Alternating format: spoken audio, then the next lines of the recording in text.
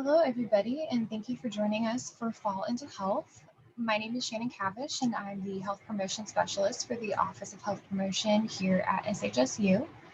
Over the next hour or so, we will be exploring a handful of health topics, including nutrition, alcohol, mental health, sexual health, and physical activity. At the end of the presentation, there will be a link to a survey, which is what we will be using to record attendance. The first topic we're going to be covering today is nutrition, and this will be presented by Joanne, who is a dietetic intern with Rec Sports. She will be sharing about eating healthy on a budget.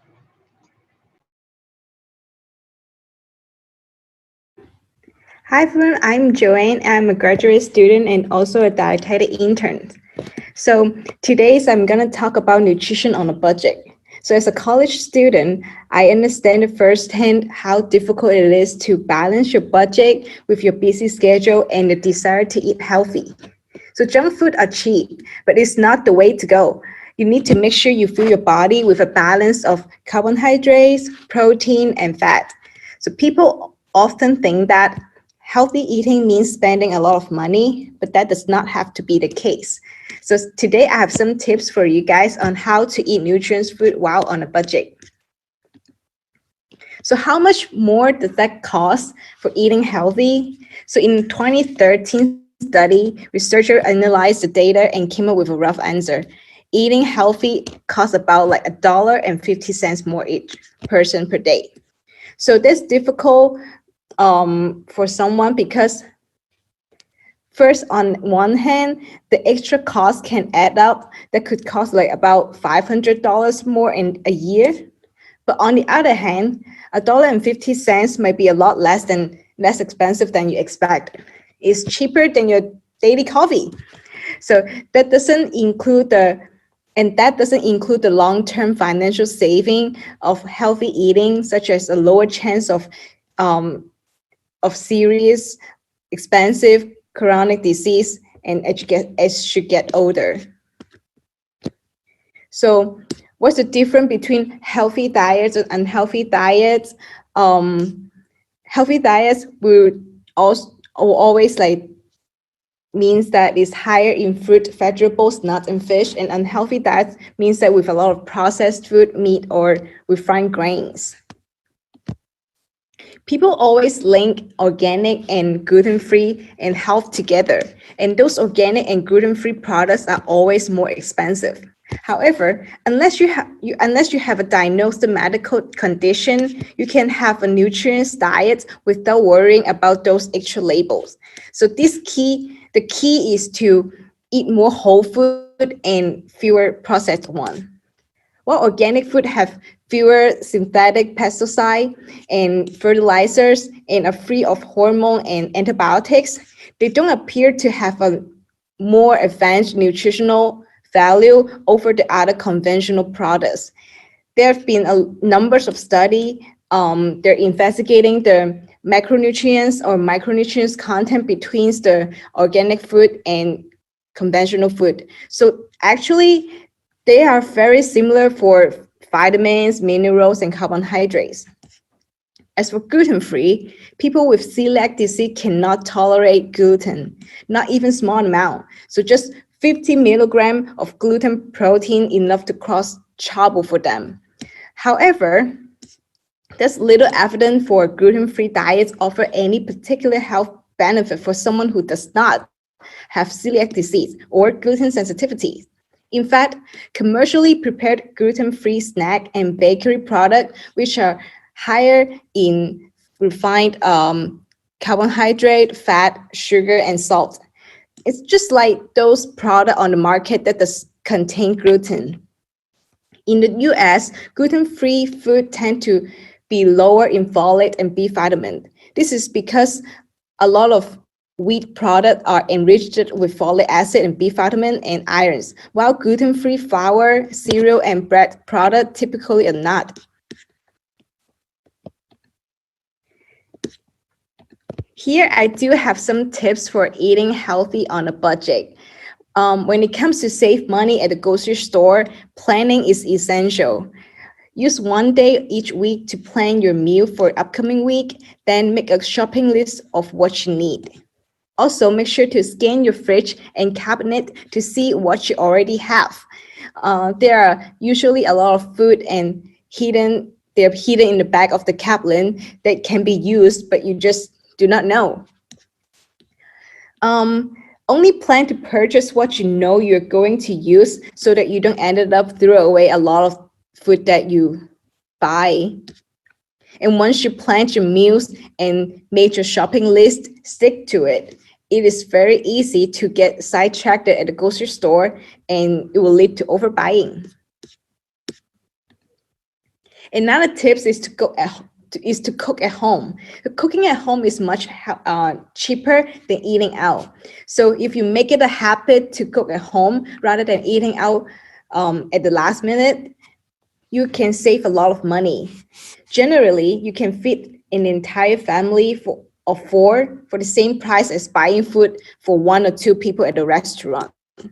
Some people find that it's best to cook for the entire week on the weekends, and some they like to cook every day. But by cooking yourself, you can also gain the benefit of knowing exactly what's in your food.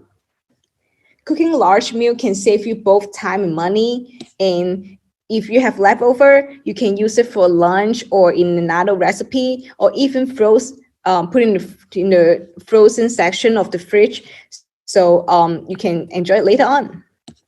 I personally love leftover because they make very good stew, stir fry, salad, or even burrito. And this kind of food are typically great for people who are on a budget. The third tip is to buy whole food. Some food are way cheaper and in a less processed form. For example, a block of cheese is cheaper than cheddar cheese, and candied beans are cheaper than refined one. So whole grains like brown rice and oat are also cheaper per serving than most processed cereals. And the less processed food are also often sold in larger quantities and yield more servings per package. Another tip is to replace meat with other proteins. Eating less meat may be a good way to save money.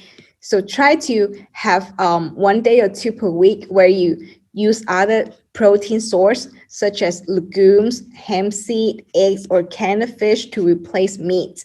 These are all very inexpensive, nutrient, and easy to prepare. Most of them also have a long shelf life, and therefore they are less likely to spoil quickly.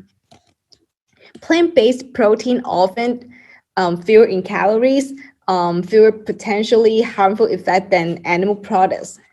Some plant-based proteins, such as quinoa, are complete protein, means that they contains all 9 essential amino acids that we need. Some other plant-based protein are missing some amino acid, so it's important for everyone to eat a variety of food to get all 9. Studies show that people on vegetarian diets or vegan diets, which often rely on plant-based protein, are at a lower risk of certain disease, such as cancer, type 2 diabetes, hypertension, obesity, and heart disease. Soybeans are also one of the plant-based protein that contains all 9 essential amino acids, and they are a good source of fiber, iron, calcium, zinc, and B vitamins. So eating soy protein in place of animal protein has been found to reduce bad cholesterol and triglyceride, which are linked to heart disease. And soy also contributes to lower your blood sugar and reduce your body weight. Another tip is to shop for produce that is in season. Local produce that is in season are generally cheaper and is also usually is peak on both nutrients and flavor. Produce that's not in season are often being transported halfway across the world to get to your store, which is not good for either the environment or your budget. And also buying produce by the bag if you can. This is usually a lot cheaper than buying by piece. If you buy more than you need, you can freeze it in the freezer And also you can incorporate into your next week's meal plan. So here are some food examples that are healthy and very inexpensive. Eggs usually incorporated into everyone's weekly meal plan, and you can do hard-boiled egg as a breakfast to go, or a mid-afternoon protein boost, or you can just like this picture, mix a lot of vegetables in it. It is really a good combination for eggs and vegetables.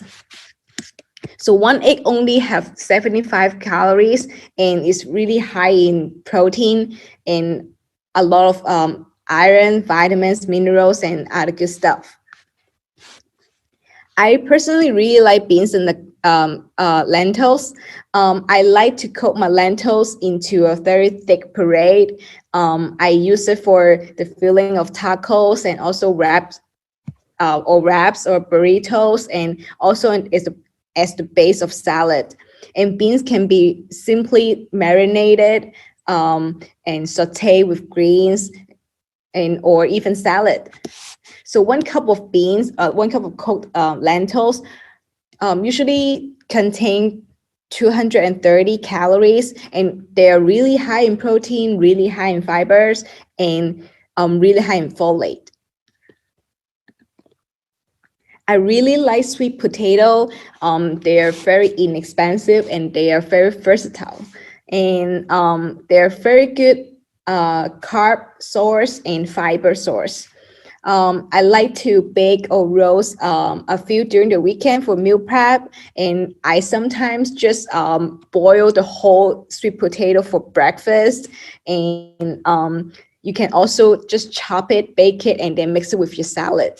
So 1 cup of baked sweet potato with skin provide roughly 180 calories. They're really high in carbs and they're good carbs. They're very high in fiber, good source of vitamin A and vitamin C.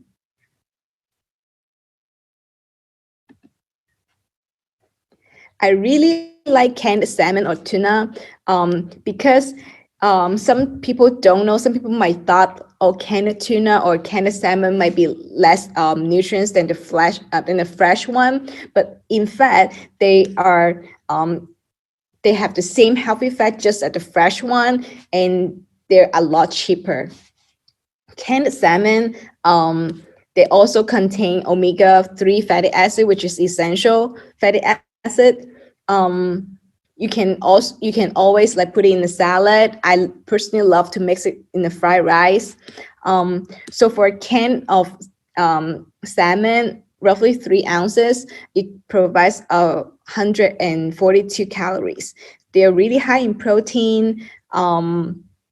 They are a good source of vitamin D, vitamin B12, and calcium. So oat is one of my go-to breakfast because I love my breakfast satisfying and filling. I need a good breakfast to give me energy for my day. So I love oatmeal. I also make overnight oat or baked oatmeal cups a week ahead, so that save me some time. So half a cup of dry oat contains 51 grams of carbs, 13 grams of protein, 5 grams of fat, and 8 grams of fiber, and it costs only 303 calories, and it has literally all minerals that you need in your body, and they're also very good source of B vitamins. And that wraps up my presentation today. I hope you all find this information helpful. If you guys want to review this presentation again, you can find it from the recipe page and also in the school website.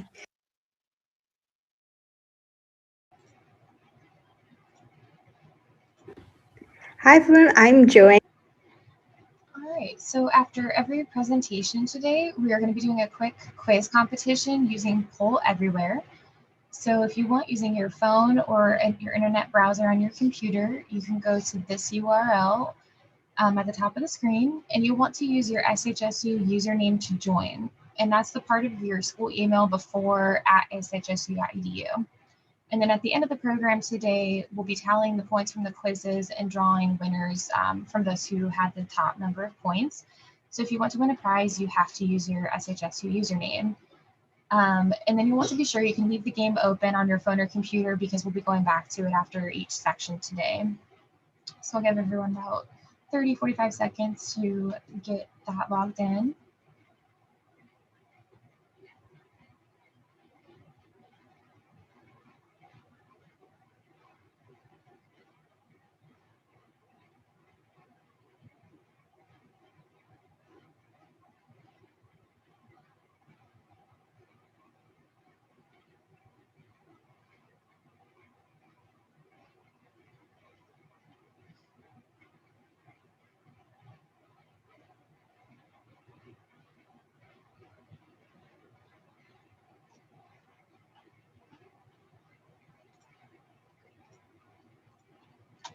All right, we're going to go ahead and get started with our nutrition question.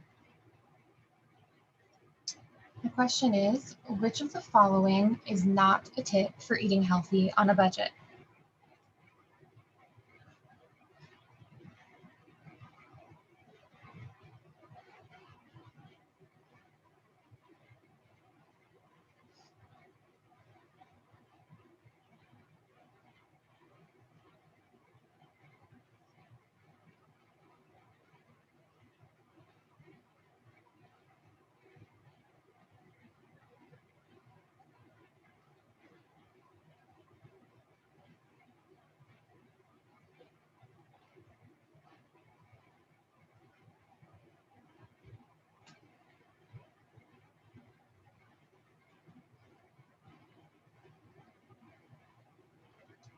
So give about 15-20 more seconds to get your answer in.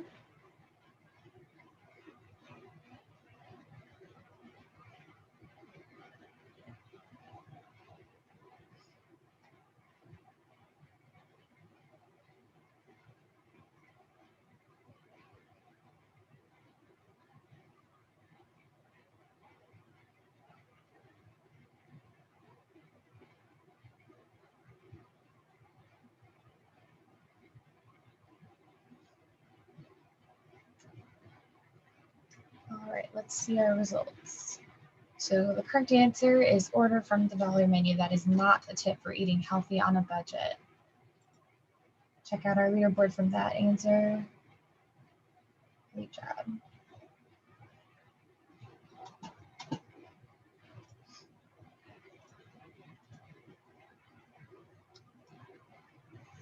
So next up, we will be hearing from Mahmuda, who is the OHB intern this fall. And Mahmuda will be sharing a lot of important information regarding safe alcohol use. Hello everyone, I am Mahmuda. I am an intern at the Office of Health Promotion. Today I am going to talk about alcohol serving sizes and blood alcohol concentration level. An alcoholic beverage is a drink that typically contains 6% to 3% to 60% ethanol, commonly known as alcohol. Alcohol beverages are divided into three classes: beers, wines, and spirits. Different type of beers, wines, or malt liquors can have very different amount of alcohol content. For example, many light beers have almost as much alcohol as regular beer, about 85% as much. That's why it's important to know how much alcohol your drink contains. Know your serving sizes. In the United States, one standard drink contains roughly 14 grams of pure alcohol, which is found in 12 ounces of regular beer, which is usually about 5% alcohol. 5 ounces of wine, which is typically contain 12% alcohol. 1.5 ounces of distilled spirits, which is about 40% alcohol. An excessive amount of alcohol consumption in a short period of time is called binge drinking. Binge drinking is defined as a pattern of drinking that a person's blood alcohol concentration to 0.08% or above. This typically happens when a man consumes 5 or women consume 4 or more drinks in about 2 hours.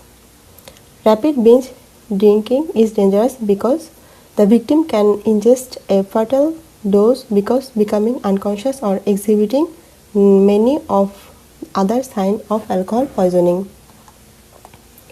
What is blood alcohol concentration? Blood alcohol concentration refers to the percent of alcohol in a person's blood stream. A blood alcohol concentration of 0.1% means that an individual's blood supply contains 1 parts alcohol for every 1000 parts blood.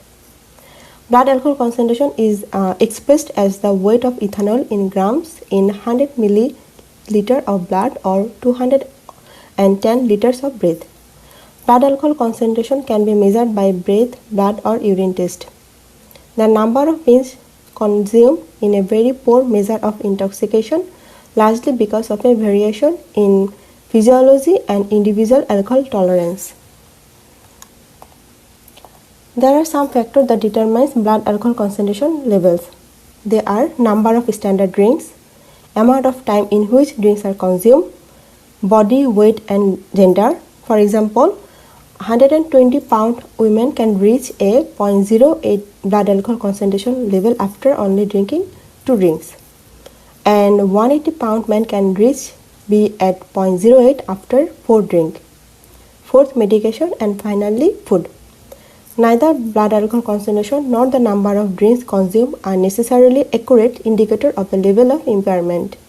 Tolerance to alcohol above varies from one person to another and can be affected by such factors such as genetics, adaptation to chronic alcohol uses, etc. Regardless of a person's age, gender, or tolerance to alcohol, BAC will rise the more a person drinks. Each level of BAC has a different effect on the body. The higher the BAC, the more serious these effects are. A BAC of 0.00 to 0.03% is known as the fun zone because typically there is no major impairment. However, people may have fewer inhibitions, making it easier to communicate and socialize with others. A 0.03 to 0.6% BAC results in mild euphoria and impairment, but is still within the legal driving limit for those who are at least 21 years of age or older. With the BAC of 0.06 to 0.1%, a person may feel buzzed, euphoric, and may begin to experience increased vision and motor skill impairment. Once your BAC is over 0.08%, you are past the legal limit to drive no matter how old you are. However, due to the effects of alcohol, it can be dangerous to drive at any BAC level higher than 0.00. At 0.10 to 0.20%, a person may begin to feel drunk, have emotional mood swings, slurred speech, nausea, slower reaction time, and loss of motor control. Once you reach a BAC of 0.3 to 0.4%, you may become unconscious, unarousable, meaning no one can wake you up when shaken, you may lose bladder function, and start developing a risk for death. At a BAC above 0.4%, it is highly likely that a person will be unconscious, have impaired breathing, and be at a very high risk for death or coma if they do not receive medical attention right away. Let's consider a scenario. When someone starts drinking at 9 p.m. and stop at 1:30 a.m. with BAC 0.15, then the peak BAC will be at 2 p.m. of 0.16. Then the blood alcohol concentration level will be decreased. At 7:30 a.m., blood alcohol concentration will be 0.08. and at 9:30 am blood alcohol concentration will be 0.05, and finally blood alcohol concentration will be 0 at 1 pm, 11.5 hours after finishing drinking. How does one drink safely? Keep in mind the 5-4-2 rule.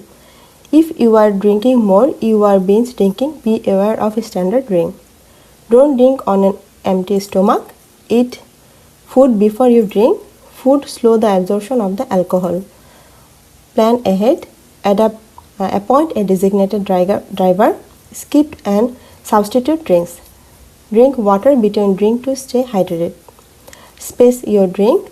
Give yourself time to feel the effect of each drink. Keep track of how many drinks you are consuming. Respect an individual's wish not to drink. Avoid drinking game. Substitute alcohol with water or non-alcoholic beverage. Be aware of what you combine. Most drugs such as ibuprofen and prescribed medication and alcohol do not mix well. Be sure to read all warning label.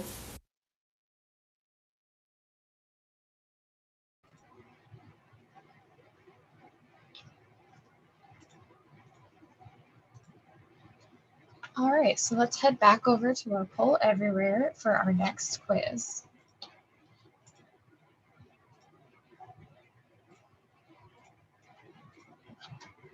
So our alcohol question is, which drink is the equivalent of one standard drink?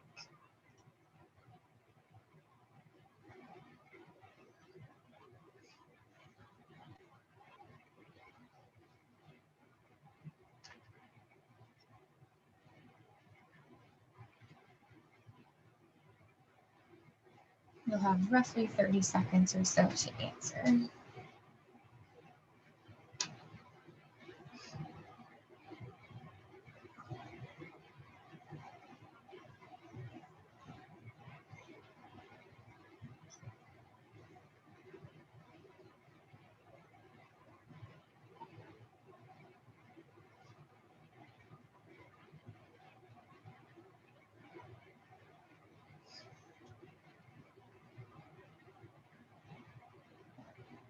Ten more seconds.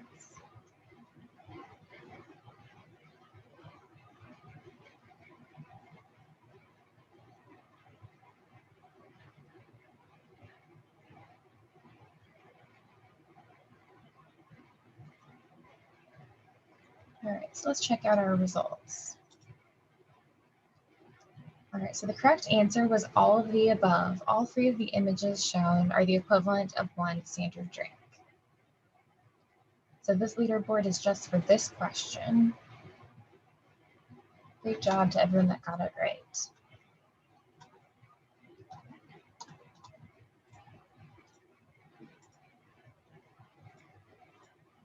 So now we're about halfway through today's presentation, and obviously there's been a lot of information given to you.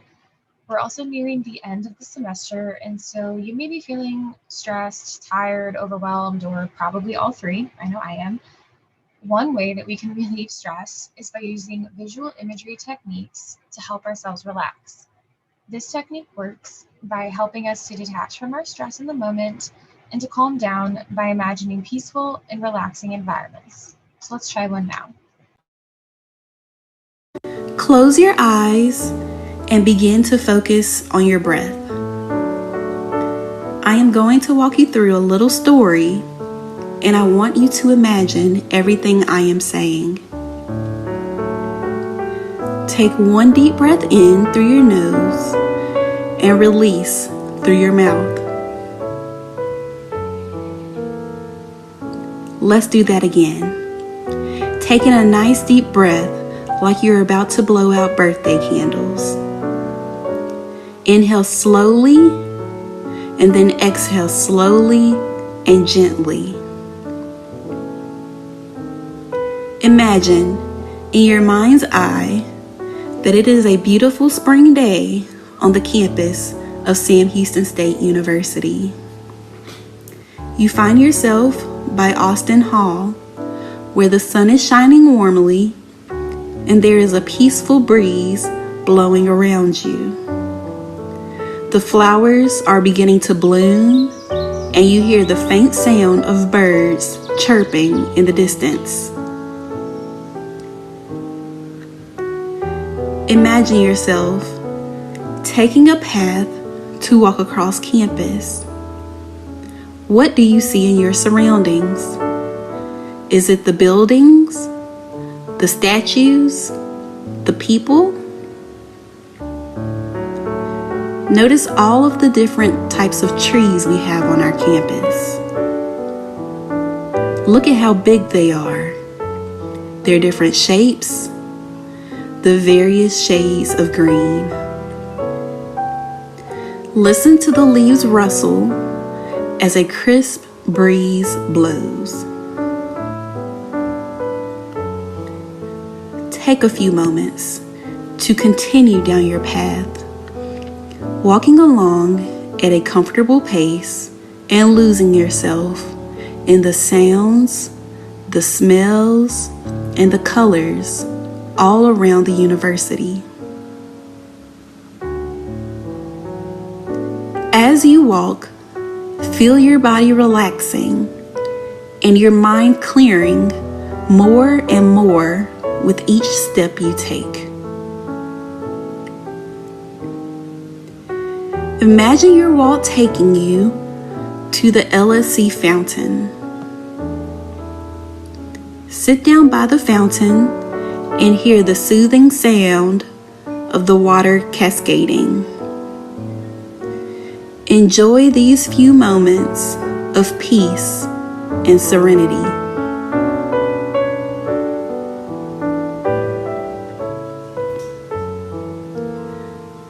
Before you leave this space, take a moment to release anything that has been worrying you, causing you stress or anxiety, anything that you wish to get rid of. Imagine each worry as a chain you are breaking free from. Release everything that has been holding you down, that has been keeping you from reaching your true potential. Imagine each chain breaking one by one as you give yourself permission to navigate life on your own terms.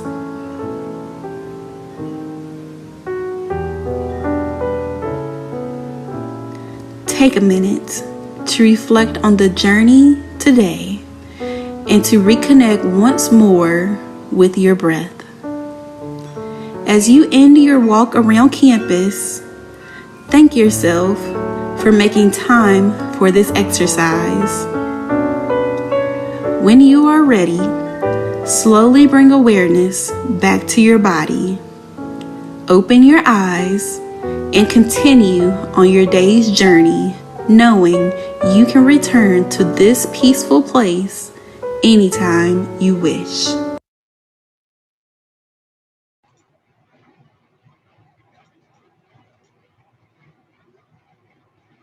So I hope you found that to be a nice moment of relaxation.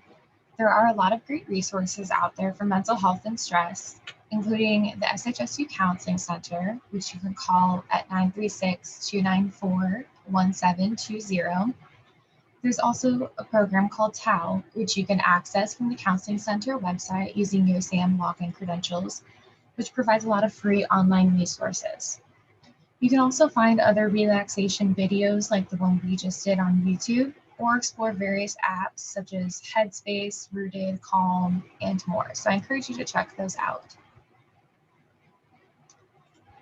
Next, we will be hearing from two members of Peer Health Ambassadors about sexual health. Hi Bearcats, my name is Karen and I'm a Peer Health Ambassador with the Office of Health Promotion.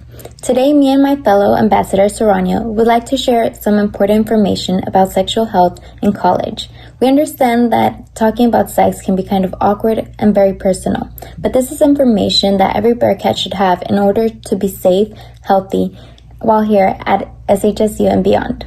Today, we will be discussing the 6 most common sexually transmitted infections among college students, how to stay safe and prevent transmission, and information about getting tested. Remember, we are peer health educators, not doctors. If you have questions about your sexual health, please contact the Student Health Center at 936-294-1805. Sexually transmitted infections, or STIs, are infections that are passed through sexual contact with an infected person.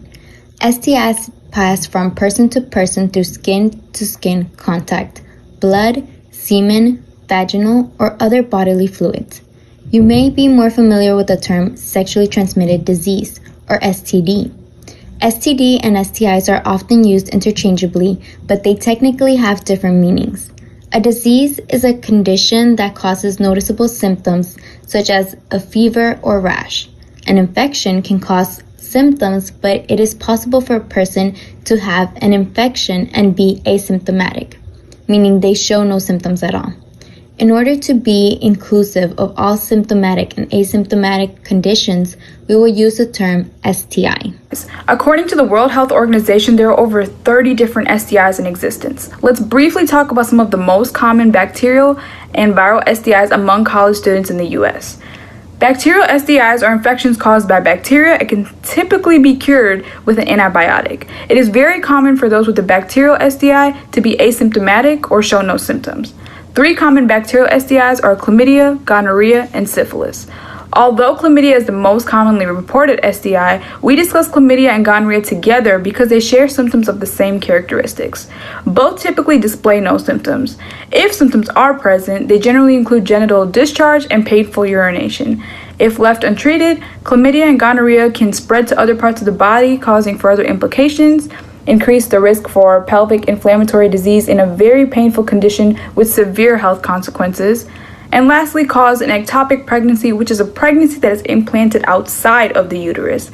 Ectopic pregnancy are dangerous for the mother and almost always fatal for the child. Syphilis is also a bacterial STI that can be treated with antibiotics. A syphilis infection has 3 distinct stages. The primary stage is characterized by a painless sore called a chancre that appears around the mouth or in the genitals. Although these sores look painful, they do not hurt. This could cause a person to either not notice the chancre or not seek medical attention. Chancres will heal on their own after a few weeks, but a person can still spread syphilis during the healing process. The secondary stage of syphilis is an irritating and sometimes painful skin rash that can develop over large areas of the body. This rash will go away even with no treatment, but if the syphilis is not treated with the antibiotic, the infection can reach its 3rd stage. If a person reaches the 3rd or tertiary stage of a syphilis infection, they will experience vision problems and severe central nervous system complications such as numbness and problems controlling muscle movements, even death. Viral STIs have very different characteristics from bacterial STIs. Viral STIs are caused by viruses and are incurable. However, they can be managed through expensive drugs and treatment programs. Like bacterial STIs, a viral infection can be asymptomatic. Herpes is a viral STI that is very contagious and remains with the infected individual for life. There are 2 types of herpes, HSV1 and HSV2. HSV1 is the oral form of herpes that is transmitted by oral to oral or oral to genital contact. HSV1 infections result in cold sores on or around the mouth. HSV2 is transmitted through genital contact and causes sores on and around the genitals. It's important to know that both oral and genital herpes are very common in the US. About 1 in 6 people between 14 and 49 have HSV2. However, many people don't know they're infected because they're asymptomatic. Their symptoms are too mild to notice, or they've mistaken their symptoms for something else. While herpes is not curable, there are treatments available that can help shorten the length of an outbreak. The human papillomavirus, also known as HPV, is another viral infection that is very common. In fact, more than half of all sexually active people worldwide are infected with HPV, making it the most common STI. There are over 100 different strains of HPV. However, some strains have more serious health consequences than others. For example, certain HPV strains can cause genital warts in males and females, cervical cancer in females, and urethral cancer in males. Although HPV is incurable, people can reduce the risk of contracting the more high-risk types by getting the HPV vaccines between the ages of 9 and 26 years of age.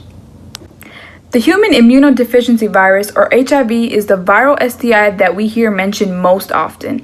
HIV is transmitted by contact with infected blood, semen, vaginal fluid, or breast milk. The HIV virus attacks the immune system, which makes it difficult for the body to fight off other infections. Individuals infected with HIV are more vulnerable to even the mildest illnesses and take longer to recover from them. When the number of infection-fighting cells a person has drops below a certain threshold, the HIV virus will reach its most advanced stage, acquired immunodeficiency syndrome, or AIDS. The progression of HIV to AIDS can take many years, which is one reason an infected person can continue to spread it to others unknowingly. Symptoms of HIV and AIDS include fever, chills, rash, muscle soreness, tiredness, and reoccurring infections. Remember, many STIs, including HIV and AIDS, can show no symptoms, so it's important to go get tested and know your status. There is no cure for HIV or AIDS, but those who are at a high risk for contracting the virus should speak to their doctors about taking a PrEP, in addition to practicing safer sex. The decision to have sex is very personal. You should only have sex that is consensual, meaning that all partners give permission, healthy, meaning that trust and understanding exists between all partners, and safe, meaning that there is no risk for STI transmission or an unplanned or unwanted pregnancy.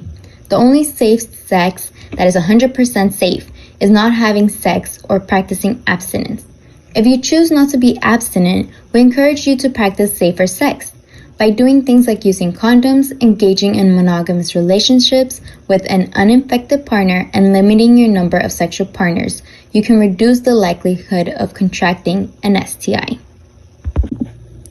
Practicing safer sex doesn't have to be difficult or expensive.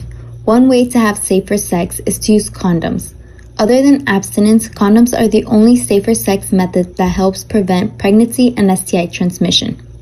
To increase the effectiveness of condoms, they should be stored at room temperature, kept away from sharp objects that could puncture or tear the condom, and used with personal lubricants like KI jelly or Aquaglide. Avoid using products like body lotions, oils, or Vaseline, as this could weaken latex condoms and cause them to tear. Condoms are inexpensive and come in a variety of colors, sizes, textures, and flavors. There are two types of condoms, external and internal. External condoms are placed over an erect penis just before intercourse. Internal condoms are placed inside the vaginal canal just before intercourse or up to 6 hours before. It is important to use a new condom with every new sex act and use only one condom at a time. Some may think that using more than one condom offers additional protection, but it can actually cause the condom to tear or become ineffective. Condoms are also ineffective if you use external and internal condom at the same time. Again, only one condom at a time is necessary. Both external and internal condoms have advantages, so be sure to do your research to find out which is right for you and your partner. It may take some practice to get it right, but when used consistently and correctly, condoms are effective in preventing pregnancy and the transmission of STIs. You can find condoms in just about any drugstore, grocery store, or gas station. SHSU students can also purchase condoms from the vending machines in certain residence halls on campus, or grab some for free at the Student Health Center Pharmacy or the Office of Health Promotion. It is important to communicate effectively with any potential sexual partners. Always be upfront about your expectations and don't be afraid to ask about their STI status. Anyone who has previously been or currently is sexually active should be tested for STIs. If you have had sex with a condom or your partner has had symptoms of an STI, you should get tested for an STI. If you've ever been raped or sexually abused, please seek medical attention as soon as possible and ask to be tested for STIs. Getting tested for an STI can be stressful, but being aware of your status and taking control of your health is one of the best things you can do for yourself, and it doesn't have to be difficult or expensive. You can schedule an appointment to get tested by calling the Student Health Center at 936-294 1805. You can also find testing at the Huntsville Memorial Medical Clinic, the Care Center in Huntsville, or with your primary care provider. If you do receive positive test results, follow the advice and instructions of your provider and make an appointment to be retested if necessary. Avoid having sex until you've been treated, and ask your provider about ways to have safer sex.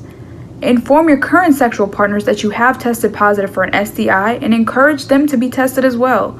Begin the treatment recommended by a provider as soon as possible and confide in your support system if you need help processing what has happened. Receiving a positive test result may be difficult to deal with, so it's important to talk to someone you trust about what you're going through.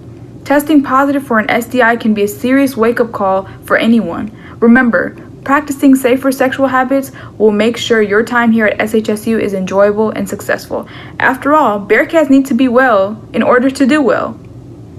We hope this information about STIs, safety and prevention, and testing options has been helpful to you. We encourage you to enjoy your time here at SAM by having fun, making healthy sexual choices, and succeeding in all of your academic endeavors. If you have any questions, please contact the Office of Health Promotion by emailing healthpromotion@shsu.edu. You can also follow them on Instagram and Twitter at SHSU_OHP. Be well, do well, and eat 'em up, cats.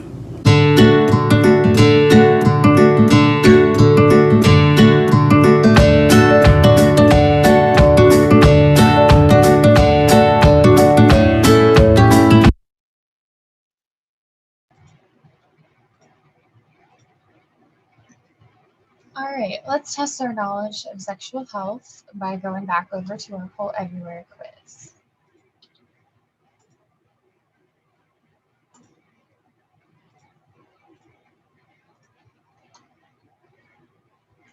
So our sexual health question is, what is the most commonly reported STI?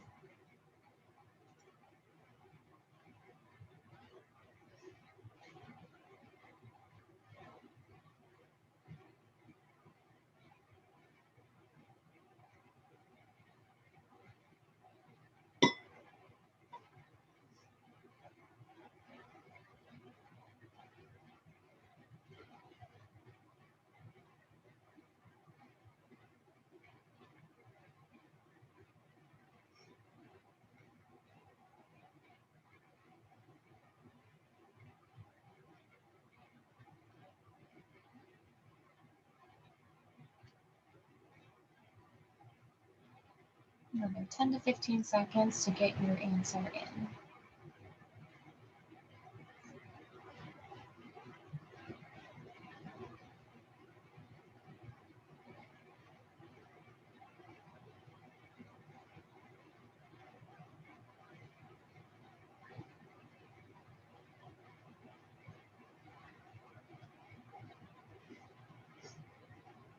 Let's check out our results.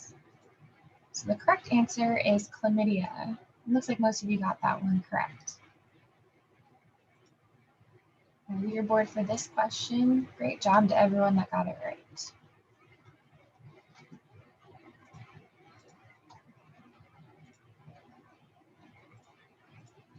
So our last main topic for today is physical activity. For this topic, Jonathan, who is a personal trainer with Rec Sports, will walk you through some proper form for basic exercises. So we know you've been sitting and listening for almost an hour now, so if you are in a space to do so, I'd like to encourage you to practice these exercises with Jonathan to get your blood flowing. Hey guys, it's Jonathan, personal trainer here at the Rec. We're going to go over 7 exercises. We're going to go over how to do it. We're going to do 10 repetitions, and I'm going to talk about how it relates and carries over into our everyday life and applications. So first off, we're going to start with some squats. So we're going to go ahead and put our feet about shoulder width apart, toes pointed just slightly outwards, all right? And what I want you to try and do is keep most of your weight in the heels, all right? Don't go on your toes, because when you lower down, you're gonna raise up and we can hurt our knees just like that, all right? So keep weight in the heels. So what you're going to do is keep that chest tall. When you lower, start pushing your butt backwards, all right?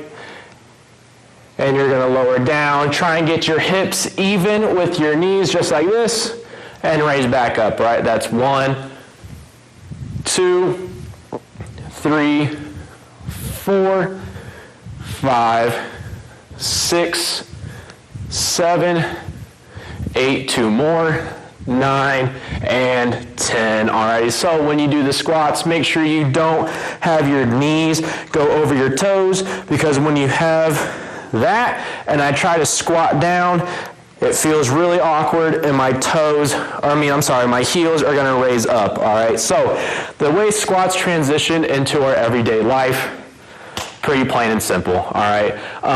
If you're trying to, get up out of a chair or maybe just stand up, anything normal just like that, it's pretty good for just basic leg power, all right? Anytime you're standing up, moving, walking, jumping up and down, anything like that, that's where it comes in handy, all right? Next up, we have push-ups, all righty? So drop down to our mat. What you're gonna wanna do is start with your hands about shoulder width apart. All right, if you need to, you can have your knees lowered on the ground just like this, or if this is too easy, you can have your feet together with your knees off of the ground. All right, so when you do your push-up, what you're gonna wanna do is have your elbows flare out about 45 degrees away from your body, okay? So what I mean by that is when you perform your push-up, don't create a 90-degree angle with your arms, okay? So do not be doing any of this, but create that 45-degree angle away from your body like that. 1, 2, 3, 4, 5, 6, 7, 8, and 10. Alrighty, so the way push-ups help us in our everyday life is if I fall and I need to get up off the ground or maybe push away from something really quick, like you're for some reason in a dangerous situation, you need to get away from something really fast, you can push away, anything like that. So next up, we're gonna go into some lunges. What you're gonna wanna do is start nice and tall, just like this, and you're gonna raise your knee up, kick that foot out in front of you, and then lower, just like that, all right? If you want to, you can drop and touch that back knee on the ground, so you can touch and come back, but what you don't wanna do is lunge out and then slam it on the ground, all right? Obviously that's gonna hurt, it can lead to some long-term damage, all right? So, touch, come back. So that's 1, 2, 3. Notice my chest is staying nice and tall. 4, 5, 6, 7, 8, 9. One more. And 10. All right, so the way lunges relate to our everyday life, the way they carry over is if I'm stepping over something, like if I have something blocking my path, step up and over it, just like that, or climbing the stairs, anything like that, pretty much explanatory, stepping up onto a chair, whatever, to reach the top shelf. I don't know. There's many ways it can apply. So next up, we have the deadlift. Grab my weight here. Alrighty, so what you're going to do is have your bar. It might not be this size. This is a pretty small bar. It's the only one we have in this room. So step up to your bar, shoulder width apart, alrighty, with your feet placement, kind of like how a squat would be, alright? Toes slightly pointed away. Get that bar as close to your legs as possible, okay? So what you're going to do is perform a squat. So I'm squatting down, but it's going to be lower than usual, all right? Grab that bar. All right, so now I'll keep my chest tall, back flat. That bar is going to stay against my legs and then raise up. All right, so that's 1, 2, 3, 4, 5, 6, 7, 8, 9, one more, and 10. So the way I like to think of doing a deadlift is having the bar shave my legs, as in it's staying close to my legs and rubbing on them, all right, if that makes sense. So the way a deadlift applicates to our everyday life is if we're picking something up and then standing with it. So maybe I have a box right here, I grab that box and then stand with it, all right? So the way you wanna do that is using all the power in your legs. You don't wanna grab it and then use your back, that awkward position right there for that lower back, okay? So next up we have bent over rows. I'm gonna need my bar again. So with bent over rows, it's not so much about leg power as it is our back and our arms, okay? So I'll go slightly outside the shoulders with my grip.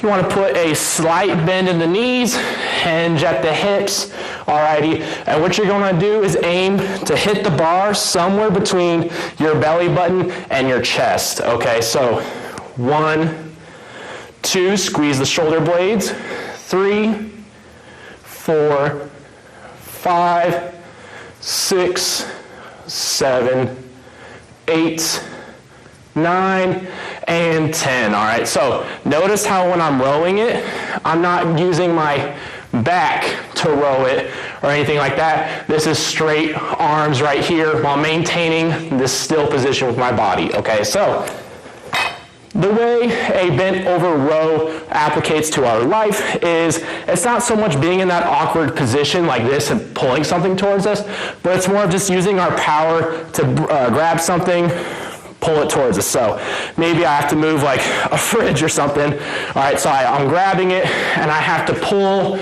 towards me, all right? Something heavy, even something light as like grabbing a plate and pulling it towards us, okay? So next up we have crunches. What I'm gonna do is drop down to my mat.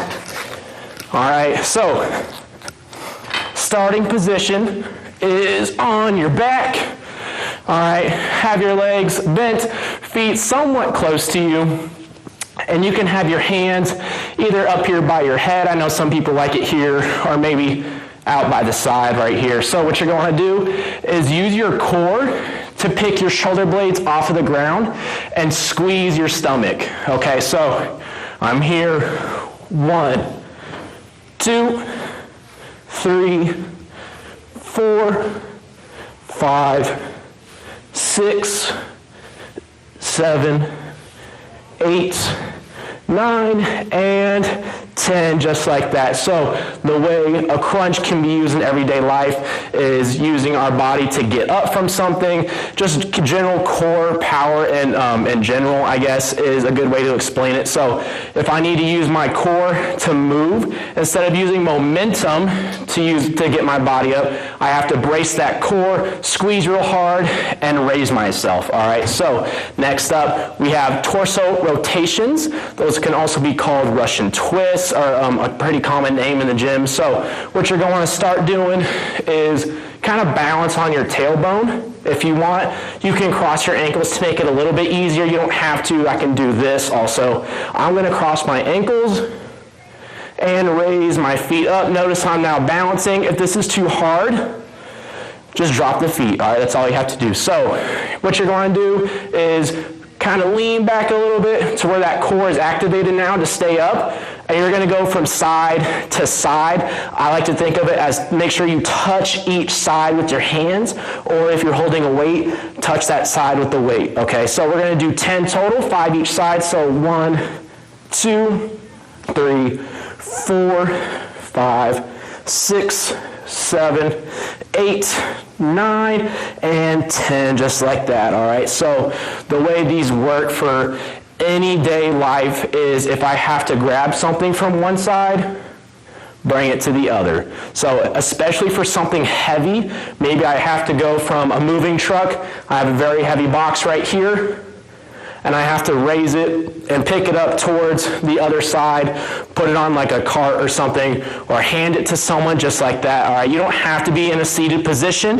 You can also do it in a standing position. All right, so I grab from this side, twist my body, and come to the other side, if that makes sense. So That's our 7 exercises right there. I hope you got some life lessons out of those, and enjoy your day. Thanks.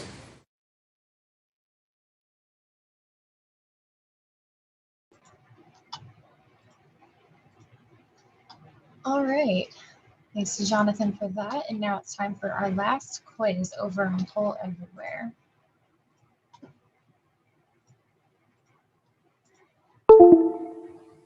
And so our fitness question, when doing a push-up, what is the proper angle for your elbows to be away from your body?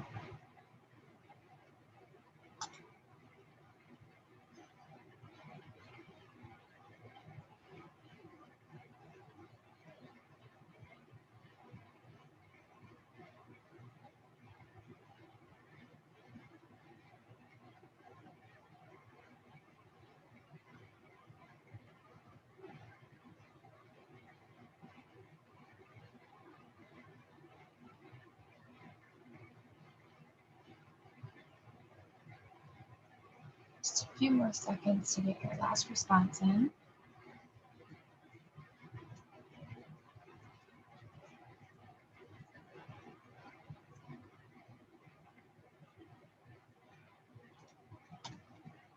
Let's check out our results. The correct answer is 45 degrees. You want your elbows to be 45 degrees away from your body when doing a push-up. Our leaderboard for this final question. Great job. So like I said, I'll be tallying everyone who got the most number of questions correct, and we'll be drawing some winners from that group. So before we go this afternoon, I do want to remind everyone about some important information regarding COVID-19. While I know we're all tired of everything that is being asked of us to help slow and stop the spread of COVID, it is vital that we all do our part. So just a couple reminders. Some of the most common symptoms of COVID-19 are fever or chills, shortness of breath or difficulty breathing, tiredness, muscle or body aches, cough, loss of taste or smell, headache, sore throat, congestion or runny nose, nausea or vomiting, and diarrhea. However, any individual symptom alone can indicate the presence of COVID. It is possible to have COVID-19 and not develop symptoms of the disease. However, you may still be able to transmit the virus if you are asymptomatic or spread the virus prior to your symptoms eventually developing.